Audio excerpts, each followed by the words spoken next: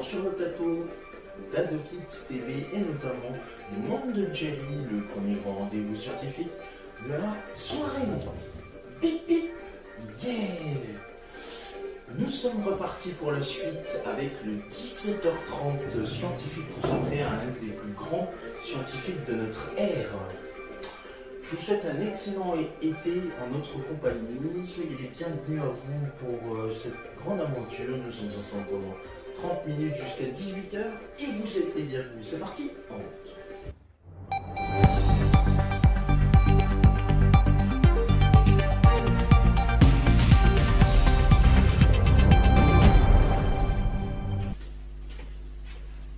Bonjour à tous, bonsoir à tous, comme vous le souhaitez, bienvenue à vous, mes petits poussins, mes petits poulets, pour de nouvelles aventures dans ce 17h30 scientifique, le premier grand rendez-vous science et théorique sur Adokids TV, bien évidemment. Nous allons parler cette fois-ci d'un autre personnage de la Grèce antique, j'ai envie de lui dire.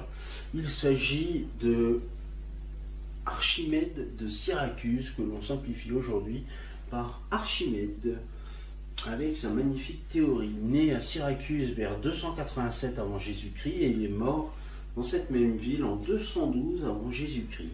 C'est un grand scientifique grec de Sicile, Grande Grèce, de l'Antiquité, physicien, astronome, mathématicien et ingénieur. Bien que peu de détails de sa vie soient connus, il est considéré comme l'un des principaux scientifiques de l'Antiquité classique. Parmi ses domaines d'études en physique, on peut citer l'hydrostatique, notamment en ce qui concerne la flottabilité avec la définition de la poussée d'Archimède, et on va parler dans cette émission de cette poussée, la mécanique statique et l'explication du principe du levier, le bras de levier même. Il est crédité de la conception de plusieurs outils innovants comme la vis d'Archimède, le palan ou de systèmes de défense ingénieux pour Syracuse lors de la Deuxième Guerre punique, tels que la griffe d'Archimède. Archimède est généralement considéré comme le plus grand mathématicien de l'Antiquité et l'un des plus grands de tous les temps. Il utilise la méthode d'exhaustion pour démontrer rigoureusement un certain nombre de théorèmes de géométrie, ce qui lui permet de calculer l'air sous un arc de parabole avec la somme d'une série infinie ou de donner un encadrement de pi d'une remarquable précision. Il introduit également la spirale qui porte son nom, des formules pour les volumes des surfaces de révolution et un système ingénieux pour l'expression des très grands nombres. Il meurt lors du siège de Syracuse des mains d'un soldat romain malgré la volonté du général Marcus Claudius Marcellus de ne pas s'en prendre à lui. Contrairement à ses inventions, ses productions mathématiques restent peu connues de son temps et par ses premiers successeurs avant que la première compilation de ses travaux ne soit réalisée par Isidore de Milet au VIe siècle. Les quelques exemplaires de ses écrits qui survivent au Moyen-Âge sont ensuite une source d'influence pour les scientifiques de la Renaissance et du XVIIe siècle. La vie d'Archimède, comme je vous l'ai dit, est peu connue. On ne sait pas par exemple s'il a été marié ou s'il a eu des enfants. Les informations le concernant proviennent principalement de Polybe, 202 avant Jésus-Christ, 126 avant Jésus-Christ, plus tard que 46, 125 après Jésus-Christ, et Tite-Live, 59 avant Jésus-Christ, 17 après Jésus-Christ. Ou bien encore pour l'anecdote de la baignoire du célèbre architecte romain Vitruve. Ces sources sont donc, sauf pour Polybe, très postérieures à la vie d'Archimède. Concernant les mathématiques, on a tracé d'un certain nombre de publications, travaux et correspondances. Il est en revanche jugé inutile de consigner par écrit ces travaux d'ingénieurs qui ne nous sont connus que par des tierces. Archimède serait né à Syracuse en 287 avant Jésus-Christ. Son père Phidias était un astronome qui aurait commencé son instruction. Il fut le contemporain d'Ératosthène. On suppose qu'il parachève ses études à la très célèbre école d'Alexandrie. On est du moins sûr qu'il en connaissait des professeurs, puisqu'on a retrouvé des lettres qu'il aurait échangées avec eux. Par les préfaces à ses travaux, nous apprenons qu'il a entretenu des contacts avec plusieurs savants d'Alexandrie. Il correspond avec Conon de Samos, éminent astronome de la cour de Ptolémée III et Vergète. À la mort de Conon, Archimède décide d'envoyer quelques-unes de ses œuvres à Dosithée, de Péluse. Un géomètre proche de Conon, les lettres à Conon ne nous sont pas parvenues. Mais nous savons qu'Archimède a remis à deux idées 2 volumes de Sur la sphère et le cylindre et les traités complets des conoïdes et des sphéroïdes, des spirales et la quadrature de la parabole. En Ératosthène, qui dirigea la bibliothèque d'Alexandrie, il voit celui qui peut étendre et développer ses propres découvertes en géométrie. Diodore de Sicile, au livre 5, verset 37, indique également qu'Archimède a voyagé en Égypte, proche de la cour de Hiéron II, tyran de Syracuse entre 270 et 215 avant Jésus-Christ. Il entre à son service en qualité d'ingénieur et participe à la défense de la ville lors de la deuxième guerre punique.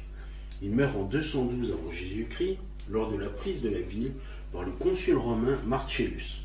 Ah, sans le méfait du soudard des hordes de Marcellus, écrit Villers de l'île Adam, livre 1 de l'Ève future. Alors je vais effacer un petit peu mon tableau et je vais vous expliquer un petit peu ce qu'il nous a apporté dans différents domaines. Si j'arrive à trouver... Oui, il est là-bas.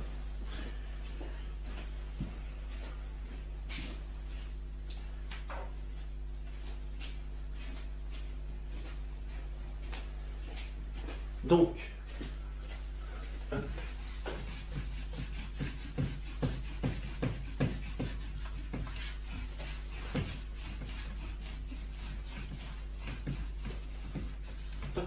voilà. Donc, en géométrie, on va déjà commencer par la géométrie. C'est un mathématicien et géomètre de grande envergure. Il travailla également sur l'optique, la catoptrique.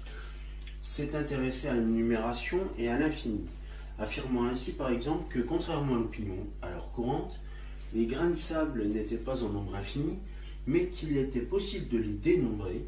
C'est l'objet du traité intitulé traditionnellement l'Arénaire. Un système de numération parent de celui d'Archimède faisait l'objet du livre 1, mutilé, de la collection mathématique de Pappus d'Alexandrie.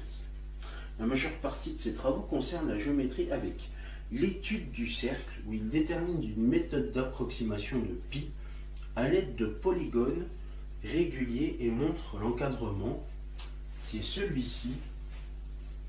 Donc, étude du cercle.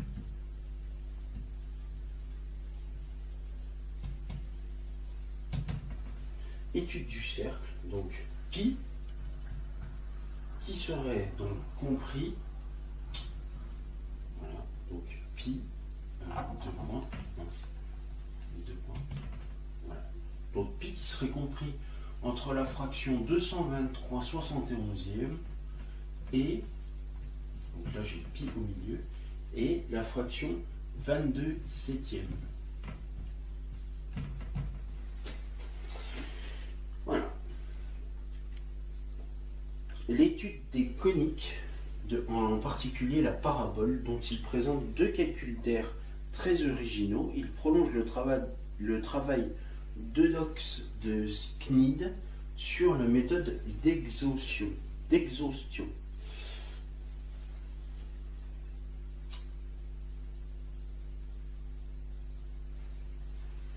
ne sais pas si je... Voilà.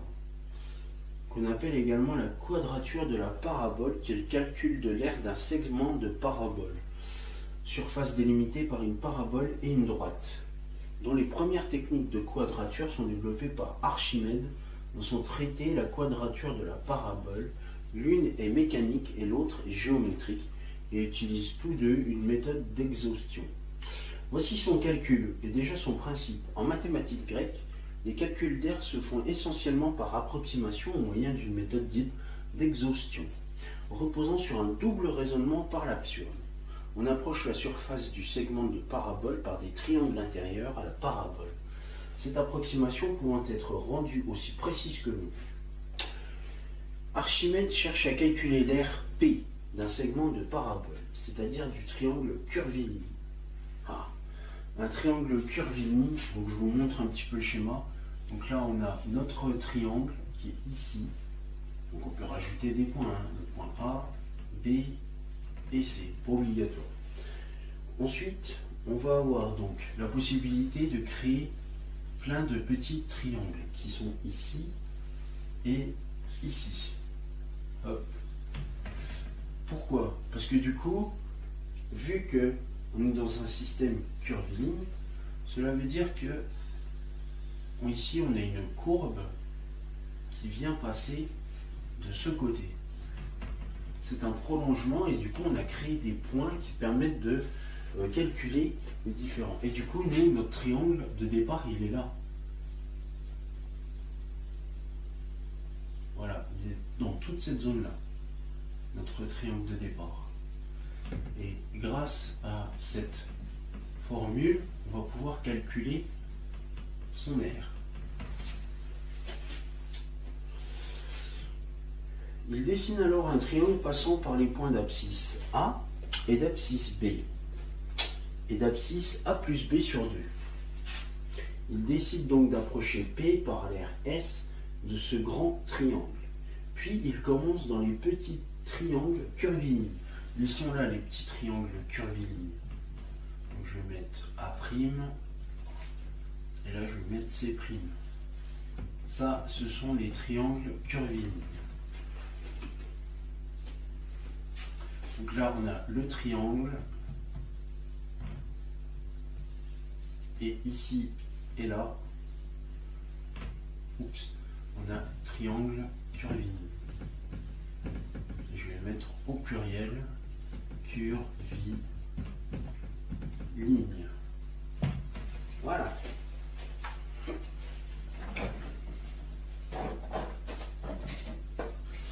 Donc, ces triangles curvilignes sont là. Donc, comme on a dit, il démontre que l'aire de chaque petit triangle est égale au huitième de l'aire du grand triangle, en démontrant que la distance horizontale a été divisée par 2, tandis que la hauteur a été divisée par 4. Il peut alors approcher P par l'aire du grand triangle et ses deux petits S plus S sur 4. Puis, continuant, ainsi, il approche l'aire de la parabole SN. Ce qu'il a prouvé que SN est égal à S plus S sur 4 plus S sur 8, donc S quart, S huitième, S 16e, ah oui c'est pas S sur 8, S huitième, S 16e. Trois petits points, et du coup il a défini en fait que Sn est égal à S sur 4 puissance n. Parce que du coup il est parti de la base de 4, et que si ici S est égal par exemple à 4, S, si le petit n là est égal à 4, ça veut dire que S et que ce S4 est égal à S sur 4 puissance 4, ce qui donne, oui, c'est ça, 4 puissance 4 qui donne 4 plus 4 plus 4 plus 4, et donc 4 fois 4, 16. On sait dès cette époque que Sn peut s'écrire, alors par la suite, Sn c'est égal à 4 tiers de S. 4 tiers de S, moins 1 tiers de S sur 4 puissance n. Voilà, et là je vais même rajouter un fois. Donc là, il n'y a pas besoin de marquer de fois parce que c'est normal, mais ici, il faut bien mettre un fois. Mais on ne sait pas passer à la limite. On sait seulement utiliser le principe d'exhaustion qu'Archimède évoque ainsi. Voici le théorème. Ceci démontré, il est évident qu'il est possible d'inscrire dans ce segment de parabole un polygone tel que les segments restants soient inférieurs à toute aire donnée. Car en retranchant toujours une aire qui, en vertu de cette proposition, est supérieure à la moitié du segment, il est évident qu'en continuant ainsi à diminuer les segments restants, il arrivera un moment où nous les rendrons inférieurs à toute aire donnée. Ce principe se trouve dans la proposition 1 du livre 10 des éléments d'Euclide et repose sur l'axiome d'Archimède. Archimède démontre alors qu'il est absurde que P soit plus grand que 4 tiers de S et que P soit plus petit que 4 tiers de S. Supposons que P soit plus grand que 4 tiers de S. Il démontre que la différence entre P et Sn peut être rendue aussi petite que l'on souhaite.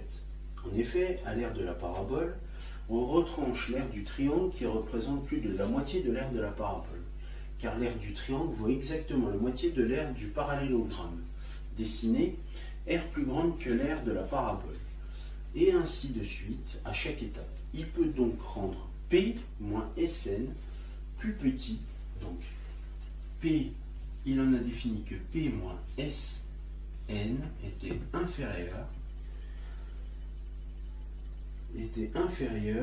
à P moins 4 tiers de S. Ceci voudrait dire que Sn est plus grand que 4 tiers de S. C'est absurde, d'après l'expression de Sn. Supposons que P, alors donc là c'est la supposition que P est supérieur à 4 tiers de S. Là on va voir P qui est inférieur à 4 tiers de S.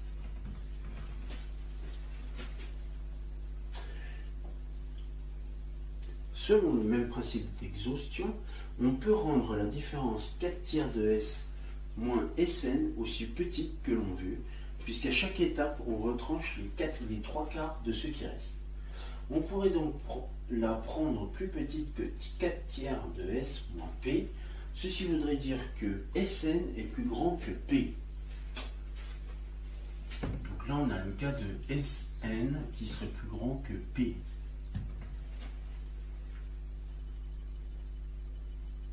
C'est absurde puisque les triangles sont inférieurs au segment de parabole.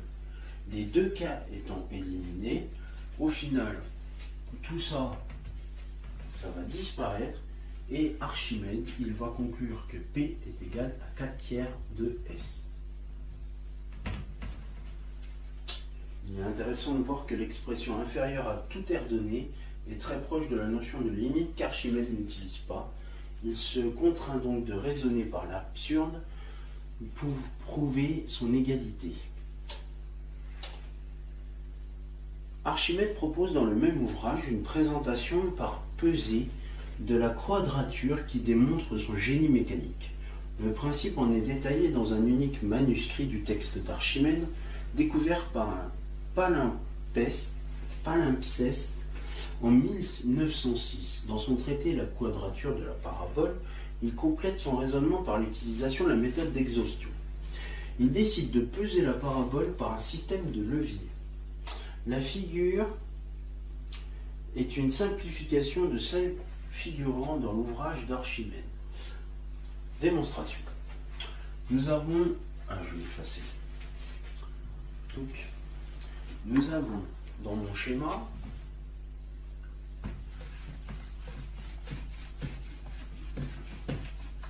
bien évidemment, j'ai donc ici mon point A. Je vais avoir ici une ligne qui va jusqu'à A'. Ici, je vais avoir des pointillés et une barre qui part de M pour aller jusqu'à N. Hop, qui s'arrête ici. Ensuite, je vais avoir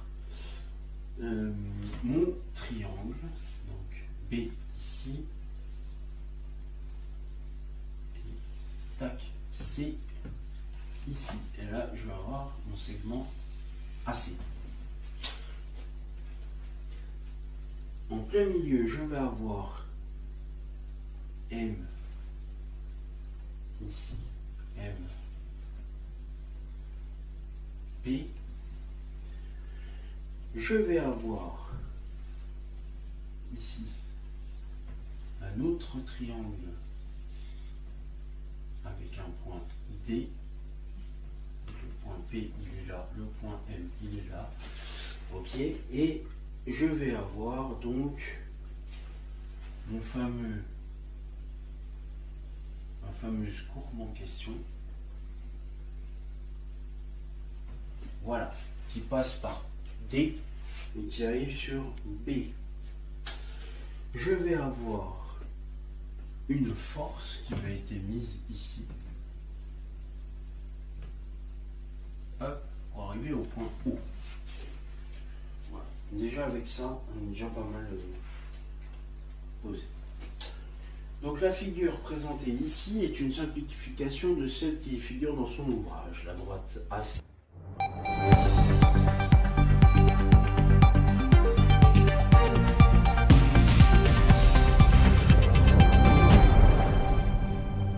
Mes petits poussins, mes petits poulets, vous pouvez voir s'afficher sur votre écran les réseaux sociaux, mais aussi le compte YouTube d'AdoKids TV. Commentez, likez sur Facebook et Instagram et abonnez-vous à la chaîne YouTube d'AdoKids TV. Et c'est la fin de ce 17h30 scientifique. Merci à vous de votre fidélité de nous avoir suivis. Prochain rendez-vous demain. Et tout de suite, voici l'arrivée de votre blouse et de vos lunettes de protection puisque c'est votre rendez-vous chic. Je vous souhaite une excellente fin d'après-midi sur notre antenne. Bon début de soirée et on se retrouve dans quelques instants pour la suite de nos aventures du monde de Jerry.